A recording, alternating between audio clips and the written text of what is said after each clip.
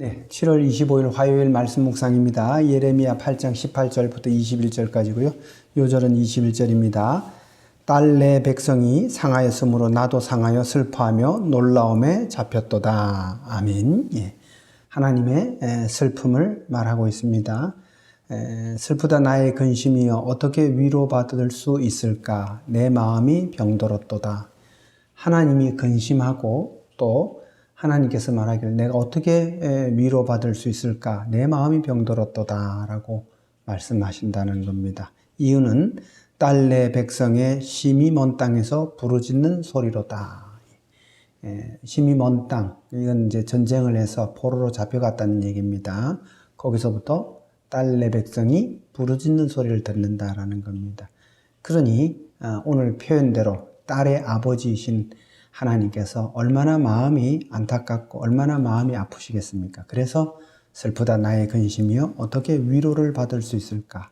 내 마음이 병들었도다 라고 표현하는 것입니다. 이것은 이스라엘이 또 특별히 오늘 본문에서는 유다가 하나님의 징계로 말미암아 먼 땅으로 잡혀가고 거기서 부르짖는 소리를 들 때 하나님께서 마음이 얼마나 슬프시겠는가라는 것을 표현하는 부분이죠. 계속해서 하나님의 안타까움을 노래합니다. 여호와께서 시온에 계시지 아니한가? 그의 왕이 그 가운데 계시지 아니한가? 어찌하여 조각한 신상들과 이방의 헛된 것들로 나를 경노하게 하였는고? 여호와께서 시온에 계시지 아니한가? 예, 여호와께서 시온에 있는 하나님의 성전에 있는 곳에 계시지 아니한가? 그의 왕이 그 가운데 계시지 아니한가? 계셨죠. 그런데 딸 유다가 하나님을 버리고 우상들, 조각한 신상들과 이방의 헛된 것들을 따른 그 결과이지요. 그래서 하나님을 경노하게 된 결과를 지금 나타내고 있는 것입니다. 이렇게 말합니다. 추수할 때가 지나고 여름이 다하였으나 우리는 구원을 얻지 못하였다.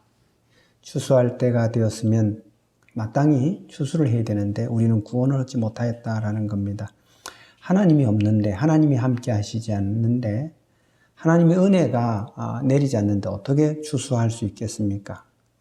내 딸이 상하였으므로 나도 상하여 슬퍼하며 놀라움에 잡혔도다. 이것이 하나님의 마음인 것입니다. 하나님의 딸 된 유다가 상하고 그리고 어려운 가운데 있으니 나도 상하여 슬퍼하며 놀라움에 잡혔다라고 하는 것입니다. 부모의 마음을 잘 표현해 놓은 그런 구절이죠. 길라앗에 유향이 있지 아니한가? 그곳에는 의사가 있지 아니한가? 딸 내 백성이 치료를 받지 못하면 어찌 됨인가? 유향, 약품으로 쓰는 걸 얘기합니다. 또 의사는 약품을 가지고 치료하는 사람이지요.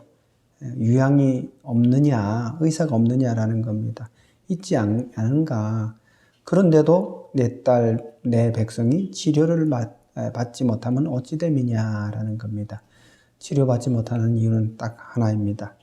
하나님의 은혜를 누리지 못하는 이유는 딱 하나입니다. 그들이 하나님께로 돌아오지 않았기 때문이다라는 것입니다.